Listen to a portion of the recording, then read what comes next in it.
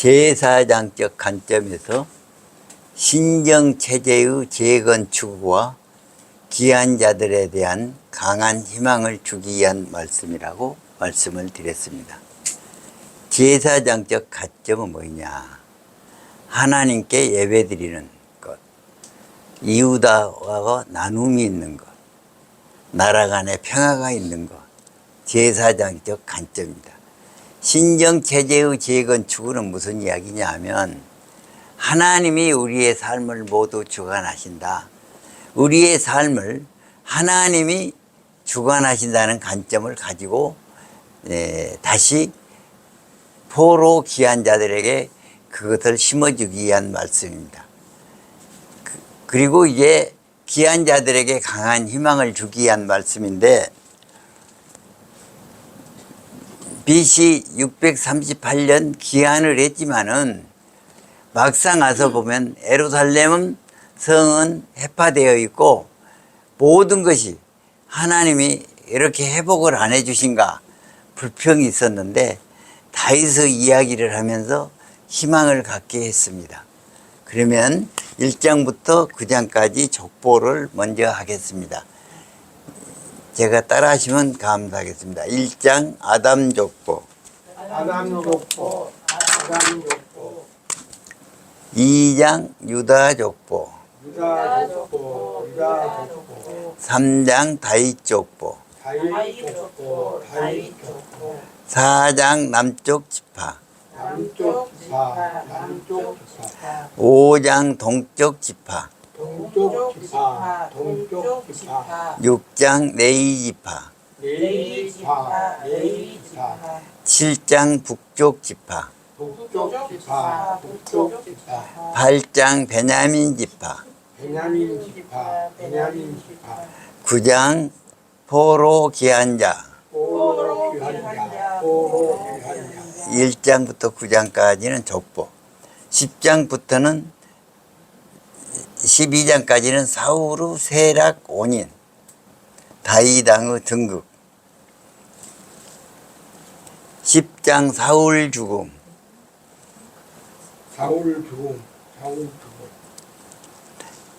11장 다윗 왕, 12장 용사들, 13장 웃사 죽음, 14장 명성, 15장 법궤 입성, 16장 감사, 17장 기도 약속, 18장 초기 승전, 19장 후기 승전, 20장 암몬 전쟁. 이제 세 번째 13장에서 20장 다윗 왕의 법궤 입성과 전쟁 승리에 대해서 말씀을 하는데 전쟁 승리에 대한 말씀은 오늘 다 못할 것 같습니다. 그래서 법궤 입성에 대해서 말씀을 드리겠습니다. 법궤를 1차 입성을 합니다. 군사 지휘관들에게 동원해서 입성을 하는데 수레에다 태우고 입성을 하다가 소가 날뛰는 바람에 법궤를 붙잡아서 웃사가 죽습니다. 이것이 1차 법궤 입성은 실패입니다. 그리고 이제 15장에서는 다윗이 깨닫습니다. 출애굽기 25장에 법궤는 레위 지파가 어깨에 메고 가는데 군사 지휘관들에게 했다. 깨닫고 다시 레위 지파가 법궤를 메고 입성하는 그런 내용으로 오늘 말씀을 드리겠습니다. 먼저 역대상 13장 3절에서 6절을 같이 읽겠습니다. 다 같이 찾으시면 감사하겠습니다. 13장 3절에서 6절.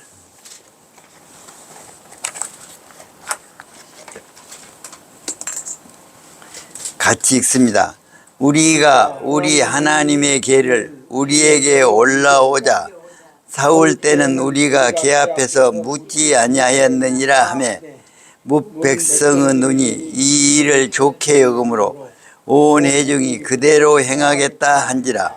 이에 다윗이 애굽의 시올 시내에서부터 하마더기까지 온 이스라엘을 불러 모으고 기럇 예아림에서부터 하나님의 궤를 메우고자 할세 다윗이 온 이스라엘을 거느리고 바알라 곧 유다에 속한 기럇 야람에 올라가서 여호와 하나님의 궤를 메우려 하니 여호와께서 두 그룹 사이에 계심으로 그러한 이름으로 일컬음을 받았더라.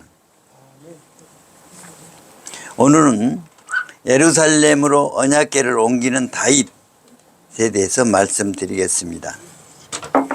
다윗이 왕이 된 다음에 맨 처음 하는 일이 무엇이냐? 언약궤를 옮기는 일을 했습니다.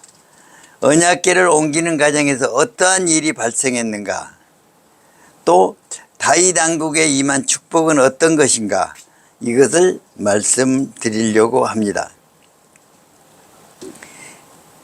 다윗이 왕이 되자마자 언약궤를 옮기려고 했습니다. 그런데 법궤를 옮기는 것은 사무엘하 6장이거든요. 한 장에 있는데 열왕기상에서는 13장, 14장, 15장, 16장 4장에 걸쳐 있습니다.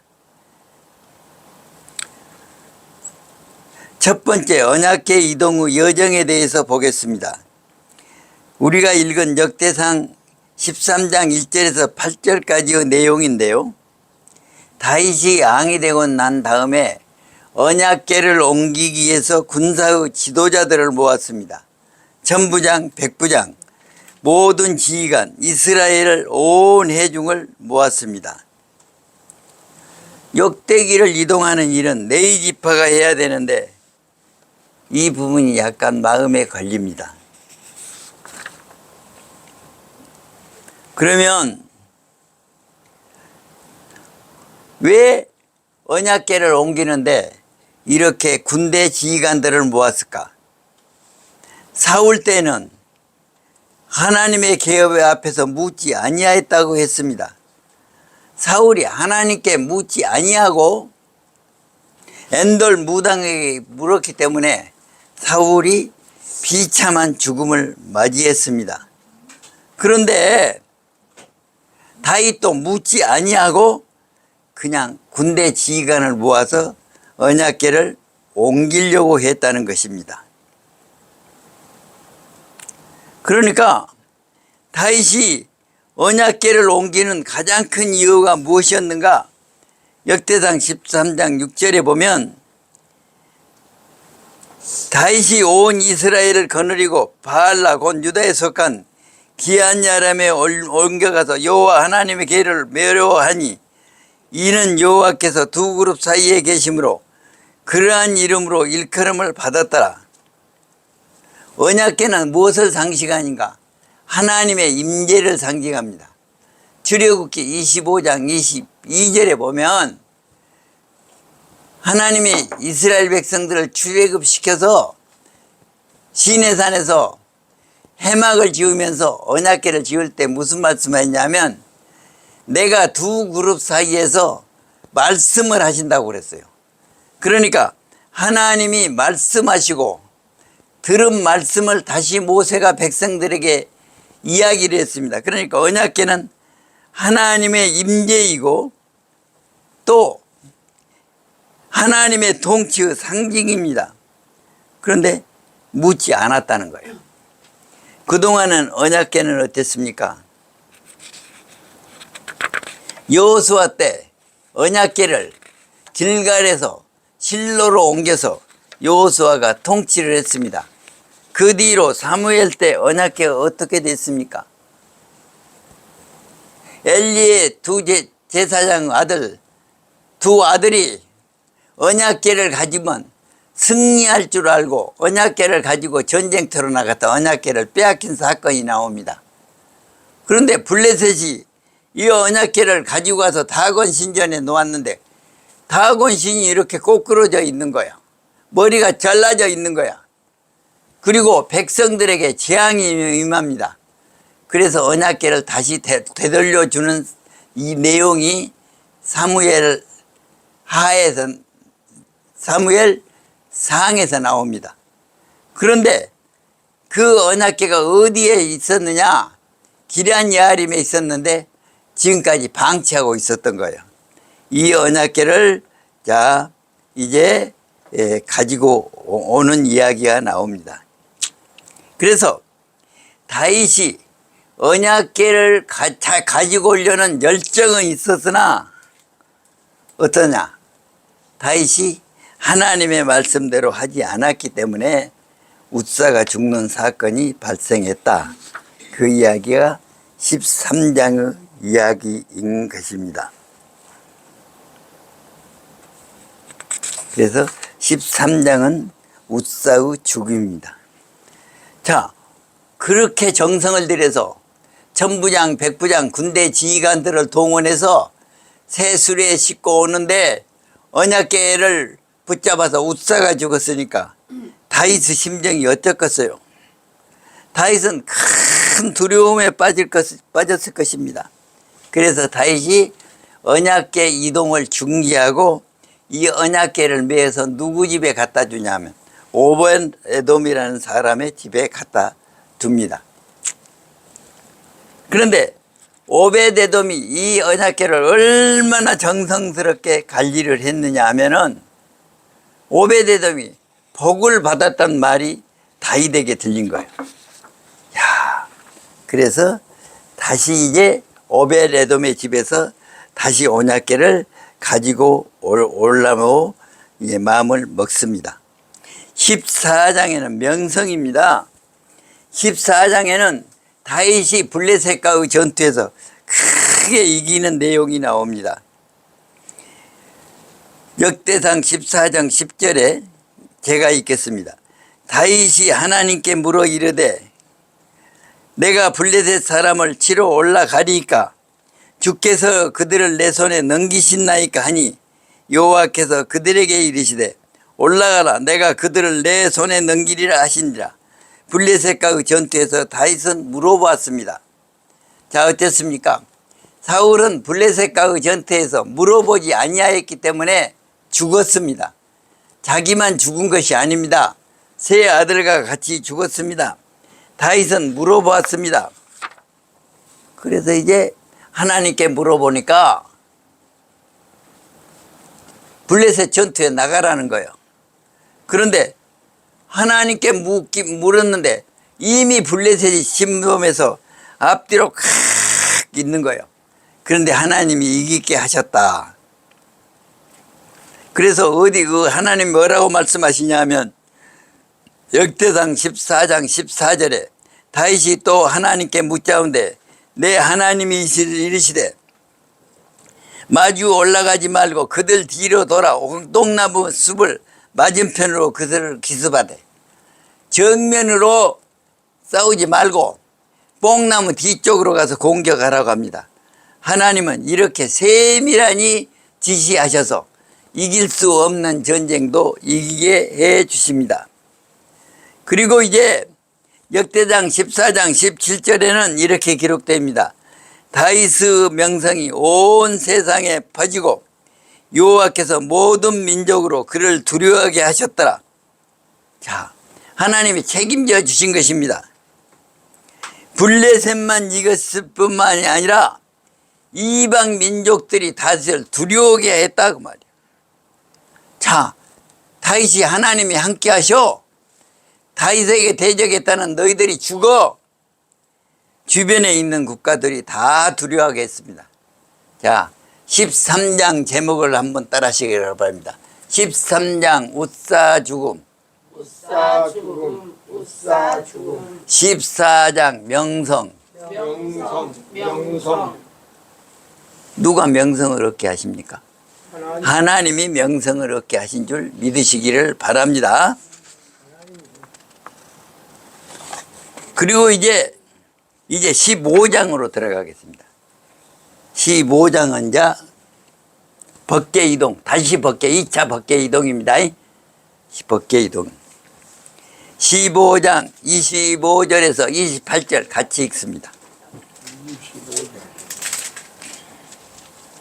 이에 다윗과 이스라엘 장로들과 천부장들이 가서 여호와의 언약궤를 즐거이 메고 오베데돔의 집에서 올라왔는데 하나님이 여호와의 언약궤를 맨 네 사람을 도우셨으므로 무리가 수종한 7마리와 수양 7마리로 제사를 드렸더라. 다윗과 및 궤를 맨 네 사람과 노래하는 자와 그의 우두머리 그 모든 노래하는 자도 다 세마포 겉옷을 입었으며 다윗은 또 베옷을 입었고 이스라엘 무리는 크게 부르며 빨간 치며 비파와 수금을 힘있게 타며 자 어떻습니까? 13장에는 군대 지휘관들을 모았습니다. 그런데 이때는 어떻게 합니까? 자, 이스라엘 장로들과 천부장들이 그러면 그 백성의 지도자들입니다. 장로들, 종교 지도자, 또 천부장들, 백성의 지도자들이 언약궤를 즐거이 메고 올베네돔의 집에서 올라오는데 누가 도왔습니까? 네 사람이 메고 올라와요. 그런 네 사람 어땠습니까? 여호와의 언약궤를 맨 네 사람을 도우셨으므로 따라서 하십시다. 여호와의 언약궤를 맨 네 사람을 도우셨으므로 우리가 하나님의 도움을 받아서 살아가시기 바랍니다.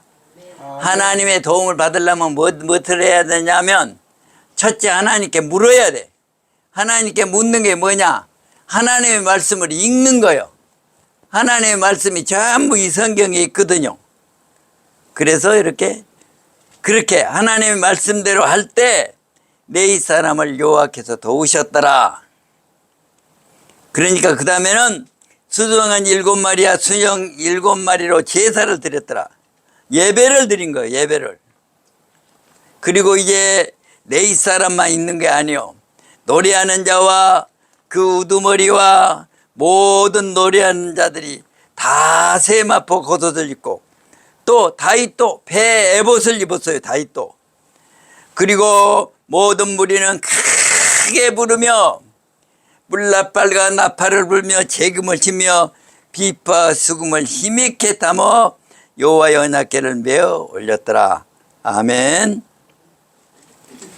왜 다윗이 언약궤를 메어 올리려고 했는가?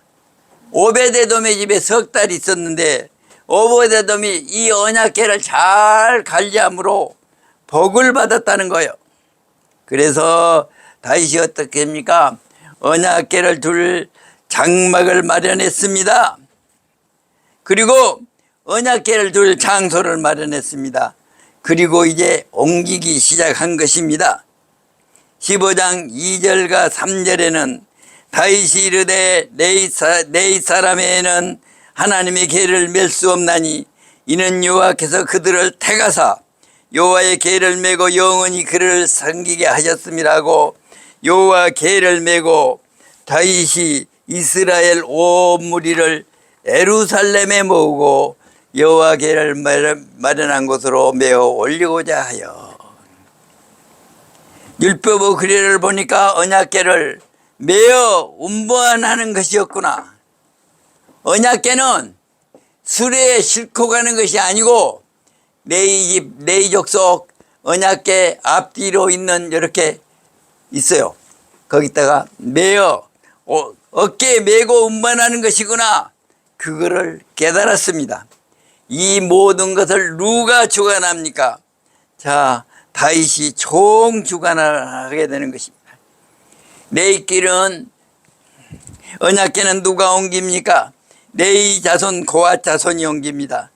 그래서 율법의 규례대로 고앗 자손이 메고 올라온 이야기가 15장에 있습니다. 15장 법궤. 다윗은 음악하는 자들을 준비시킵니다. 다윗은 참으로 찬양을 좋아했던 인물입니다. 노래하는 자들과 악기와 연주하는 자들을 세웠습니다. 이 악기도 또 음악하는 사람들을 준비시키고 성전을 앞으로 준비하고 법궤를 지키는 데서 오베네돔을 문지기로 등용하게 되는 것입니다. 그 다음에 노래하는 자 해만과 아사카 예단, 그 다음에 비파와 수금을 타는 자들을 많이 준비시켰습니다. 완전히 축제 분위기인 것입니다. 역대상 15장 25절에는 이렇게 기록되어 있습니다. 이에 다윗과 이스라엘 장로들과 천부장들이 가서 여호와의 언약궤를 어떻게 하고요? 즐거이 메고 오베데돔의 집에서 올랐는데 여기서 온 이스라엘이 하나가 되어 하나님의 안건을 강조하면서 온 이스라엘과 다윗과 이스라엘 장로 그 다음에 천부장들 모든 백성들이 이제 하나가 되어 오베데돔의 집에서 언약궤를 옮기는 일을 하게 됩니다. 이제 완전히 언약궤를 옮기는 것은 축제입니다. 기쁨입니다. 수송아지 7마리와 수양 7마리로 제사를 드립니다. 운반하는 자들과 노래하는 자들은 세마포 겉옷을 입고 최대한으로 성결하게 하여 하나님의 언약궤를 지금 운반하고 있습니다. 다윗도 옷을 입었습니다. 다윗도 베옷을 입고 언약궤를 옮기는 일에 참여합니다. 재금과 비퍼와 수금과 물나팔 같은 악기들을 연주하면서 너무나도 기쁨으로 이 법궤를 오베데돔 집에서 옮기고 있는 것입니다. 여러분, 왜 이렇게 역대기 저자가 언약궤를 옮기는 일을 크로즈업 시킬까요? 주민이라고 하는 카메라를 가지고 자세하게 디테일하게 소개하고 있을까요? 보로기 백성들에게 너희들도 하나님의 통치와 임재 아래서 산다면 하나님의 은혜가 임할 것이다. 따라하시기 바랍니다. 귀한 자들에게 강한 희망을 주기 위한 책이다. 귀한 자들에게 가장 강한 힘을 주기 위한 책이다. 아무리 역경 가운데 있을 때라도 하나님이 우리와 함께 하십니다. 희망을 가지시기를 바랍니다. 아멘. 그런데 언약궤가 예루살렘으로 돌아왔습니다. 다윗도 춤추고 백성도 춤추고 찬양하고 노래하는데 다윗이 한 여인이 다윗의 이러한 모습을 보고 비웃습니다. 다윗의 바지가 내려간 거요. 왕이 채통 없이 바지가 내려가서 왜 춤을 추냐? 그 이야기를 누가 합니까? 사울의 딸 다윗의 아내 미갈이 그 이야기를 합니다. 미갈은 무슨 표적입니까? 사울 가문은 다 죽었습니다. 미갈 하나만 남았습니다. 그런데 미갈이 끝까지 그렇게 하나님의 언약궤가 돌아오는 것을 기뻐하지 못하고 다윗의 바지가 내려가서 춤추는 것만 이야기했다는 이야기요. 그래서 미갈은 다윗의 아내로서 존재하고 있었으나 미갈은 결국에는 다윗을 조롱하는 일을 보여줌으로써 사울의 불순종의 하나의 아이콘으로 소개하고 있습니다. 미갈이 어떤 저주를 받습니까? 평생에 임신하지 못하는 저주를 받게 됩니다. 다윗은 어떻게 반응합니까? 번제와 화목제를 드립니다. 번제는 하나님께 안전히 태워드리는 것이고 화목제는 무엇입니까? 큰 소와 양을 잡아서 하나님께 제사를 드리고 이웃과 나눔이 있는 거예요. 화목제는 어떻습니까? 그 다음날까지 다 먹어야 됩니다. 그날 다 먹어야 됩니다. 그러니까 음식 먹는 것이 축제입니다. 축제. 그래서 다윗은 번제와 화목제를 드렸더라. 오늘 우리가 예배를 드립니다.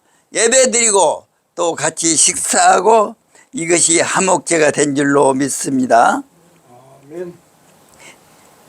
다윗이 백성들을 축복합니다. 얼마나 마음이 축복이 넘칩니까? 이것은 완전히 여러분 제사장의 역할입니다.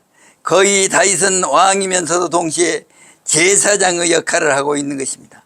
그리고 온 백성들에게 음식을 나눠줍니다. 모든 백성들이 다 음식을 나눠 먹습니다. 내 이사람을 세워서 여호와 궤 앞에서 하나님을 놀랍게 찬양합니다. 어디에서요? 하나님의 궤 앞에서 내 이사람을 세워 여호와 궤 앞에서 섬기며 이스라엘 하나님이 여호와를 칭송하고 감사하며 찬양한 것입니다. 다윗이 이것을 하고 싶었습니다. 하나님을 찬양하고 싶은 마음이 너무나도 강렬했기 때문에 언약궤를 모셔다 놓고 앞에서 직접 찬양하고 내 사람들을 지켜서 찬양한 것입니다. 다윗은 시편에 보면은 한 가지 소원이 있다는 것입니다. 그게 뭐냐? 여호와 집에 거하며 하나님을 늘 찬양하는 것. 이것을 다윗의 인생 가운데 가장 소중한 가치로 여겼습니다. 다윗은 드디어 하나님께 모든 감사와 찬양을 합니다. 이제 다윗은 내 사람이 아니라 본인의 찬양을 하나님께 올려드립니다. 본인이 하나님의 놀라운 은혜를 기억하면서 본인이 하나님을 찬양하지 않을 수 없는 것입니다. 역대상 16장 8절에서 9절을 보면 다 이렇게 기록되어 있습니다. 너희는 여호와께 감사하며 그의 이름을 불러 아뢰며 그가 행하신 일을 만민 중에 알릴지어다. 그에게 노래하며 그를 찬양하고 그의 모든 기사를 전할지어다. 그러면서 역대상 16장 16절 17절은 이렇게 기록합니다. 너희는 그의 언약 곧 천대에 명령하신 말씀을 영원히 기억할지어다. 이것은 아브라함에게 하신 언약이며 이삭에게 하신 맹세이며 이는 야곱에게 세우신 율례 곧 이스라엘에게 하신 영원한 언약이라고 말씀합니다. 다윗이 하나님을 찬양하는 주제는 무엇입니까? 언약입니까? 어떤 언약입니까? 아브라함의 언약, 이삭과 맺은 언약, 야곱과 맺은 언약입니다. 우리가 구약에 흐르는 큰 주제가 있습니다. 그것이 무엇이냐? 언약입니다. 하나님은 언약의 하나님이십니다. 하나님은 자신의 일을 행하실 때 먼저 약속을 주십니다. 언약을 하십니다. 그리고 일을 하십니다. 그런데 하나님께서 하신 언약은 결코 실수나 실패나 그러한 것들이 없습니다. 신실하신 하나님이시기 때문에 하나님의 하신 언약은 반드시 이루어 주십니다. 그런데 다윗에게 이런 언약적 축복이 임한 것은 다윗 당대만 임한 것이 아닙니다.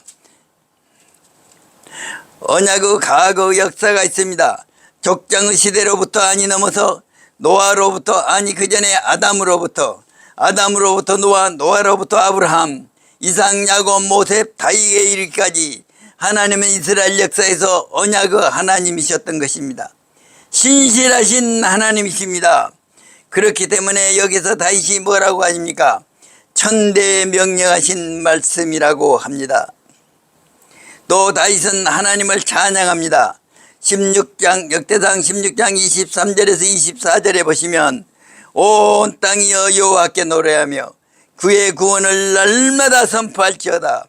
그의 영광을 모든 민족 중에 그의 기이한 행적을 만문 중에 선포할지어다. 여호와께 노래하며 그의 구원. 그 다음에 16장 26절 만국의 모든 신은 헛된 것이나 여호와께서는 하늘을 지으셨도다. 16장 23절 24절은 구원의 하나님을 찬양합니다. 그 다음에 26절에서는 하늘을 지은 창조주 하나님을 찬양합니다. 그 다음 31절에서는 하늘은 기뻐하고 땅은 즐거워하며 모든 나라 중에서 이르기를 여호와가 통치하신다 할지어다. 아멘. 이 시간 하나님이 우리를 통치하신 줄 믿으시기를 바랍니다. 다윗은 하나님이 어떤 분인지를 너무나 잘 알았습니다. 그분이 바로 구원자이시며 그분이 바로 창조자이시고 그분이 바로 온 세상을 통치하시고 다스리는 심판자이심을 다윗은 깨달은 것입니다. 진정한 찬양은 언제 솟아납니까? 하나님이 누구인지를 알고 그분을 경험할 때 온전한 찬양이 내 안에서 울려 나오게 되는 것입니다.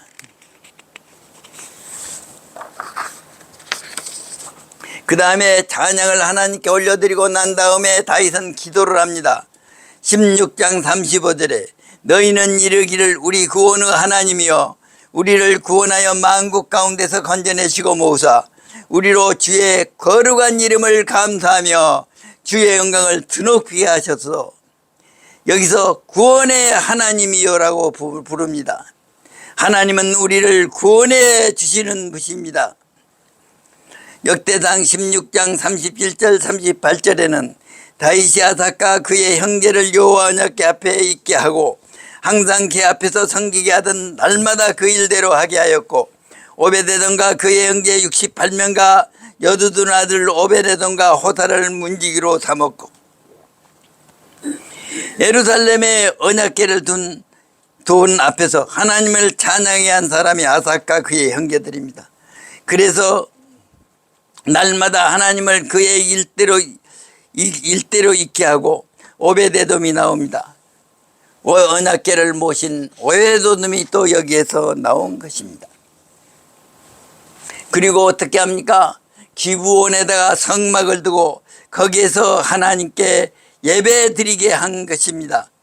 역대상 16장 39절 40절에 제사장 사독과 그의 형제 제사장들에게 기브온 산당에서 여호와 성막 앞에 모시게 하여 항상 아침 저녁으로 번제단 위에 여호와의 번제를 드리되 여호와 율법에 기록하여 이스라엘에게 명령하신 대로 다 준행하고. 자, 어떻습니까? 자, 예루살렘의 언약궤 앞에서 하나님께 예배합니다. 기브온 산당에서 하나님께 예배합니다.